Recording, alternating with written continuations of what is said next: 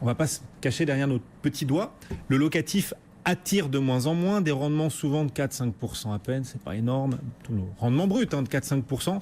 Il y a la hausse de la CSG qui va encore plus impacter les rendements, bref, c'est pas très attrayant. L'encadrement des loyers sur lequel on va revenir dans un instant, c'est pour ça quand même, c'est en raison de tout cela, Olivier, que la location saisonnière cartonne à ce point, qu'Airbnb, etc. sont tant recherchés par les particuliers. Oui, alors effectivement, il y a notamment l'étude de l'ADIL 75, l'agence d'information sur le logement à Paris, qui publie ces jours-ci une étude très complète et qui donne un peu froid dans le dos. On voit l'ampleur du phénomène, qui confirme déjà qu'en un an, selon l'ADIL, on est passé d'offres de location sur Airbnb de 56 000 à 86 000. Il y a des arrondissements très touchés. Il y a aussi beaucoup d'étudiants et notamment on voit le phénomène à Bordeaux.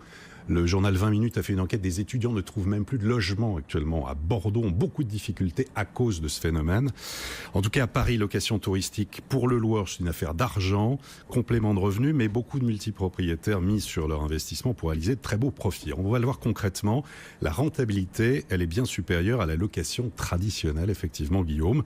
Loyer moyen d'un studio à Paris, 777 €.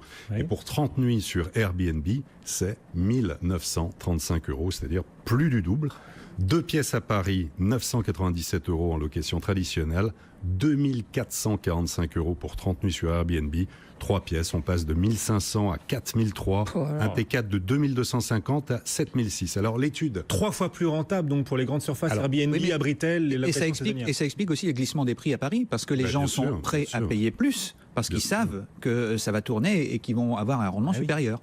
Alors, moins de logements pour les habitants, pour les étudiants, les fortes nuisances aussi. Alors, les allées et venues dans les parties communes, pas assez de contrôle. À Paris, il y a seulement 25 agents municipaux qui sont assermentés en fait pour contrôler. Et à ce jour, 130 poursuites judiciaires. La concurrence en plus avec les hôtels qui n'ont pas les mêmes règles en matière de sécurité, d'essence du logement. Donc les hôteliers sont un peu furieux. Et donc l'ADIL de Paris... Donc il y a 25 contrôleurs à Paris pour 86 000 logements. Absolument. Donc chacun doit gérer 86 000 logements Airbnb. Vous rajoutez Abritel. Donc chacun doit gérer, chaque agent doit gérer 5 000 logements. Non, pas tout à fait. En fait, ils descendent dans des immeubles sur dénonciation, il faut le dire. C'est-à-dire que vous avez des copropriétaires qui se plaignent des allées et venues, du bruit, etc. Ils appellent la mairie, les gens débarquent et à ce moment-là, on peut avoir des amendes qui peuvent être très élevées puisqu'elles ont été doublées récemment et elles peuvent aller jusqu'à 50 000 €. C'est pour ça. Si vous mettez en location via Airbnb, Abritel, etc., soignez vos voisins pour qu'ils vous dénoncent pas, soyez copains avec eux. Et surtout, dites... Ou alors faites-le dans la légalité aussi.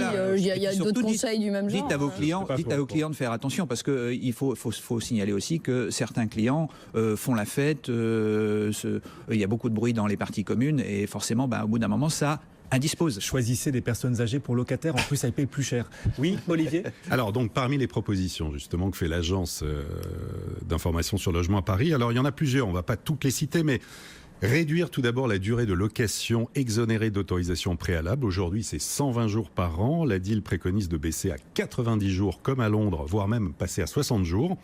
Ensuite, prendre en compte l'avis de la copropriété pour bloquer les abus et ceux qui sont proches d'une activité hôtelière. L'ADIL propose de conditionner la location de courte durée à l'accord des copropriétaires. Il faudrait que les plateformes exigent en fait du loueur qu'il a la preuve de l'autorisation de la copro. Faciliter aussi les expulsions des locataires qui sous-louent leur logement sur Airbnb sans autorisation du propriétaire. Réduire les avantages du LMP, loueur en meublé professionnel, au-delà de 23 000 €. L'ADIL dit qu'il faut favoriser plutôt tout ce qui est Pinel, tout ce qui est dispositif logement abordable pour aider. Elle propose aussi de créer un statut particulier du loueur en expliquant au moment de la télédéclaration si c'est pour accueillir des gens de passage pour des courtes durées, pour des raisons professionnelles ou médicales, mais en excluant les locations touristiques. Et puis, il y a d'autres choses. Il y a le fait surtout de développer des partenariats entre, évidemment, la municipalité et les plateformes en instaurant des chartes de bonne conduite. Alors, l'ADIL ne veut pas sanctionner les touristes. Elle veut vraiment, elle dit, il faut en finir avec les abus. Et il y a des mesures plus radicales. Elle dit, l'ADIL, c'est fixer par arrêté municipal un quota annuel de logements touristiques autorisés quartier par quartier, parce qu'on sait notamment que dans le centre de Paris, et dans le 4e arrondissement, 5e et 6e, c'est assez Airbnb. En plein été, par exemple, et on l'a vu, dans le Marais à Paris, il y a plus de locataires Airbnb que de locataires parisiens.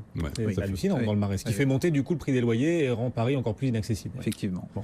On rappelle juste que la mairie de Paris, depuis le 1er octobre, a mis en place l'immatriculation qui doit être officielle à partir du 1er décembre. Il faut donc obtenir un numéro, en fait.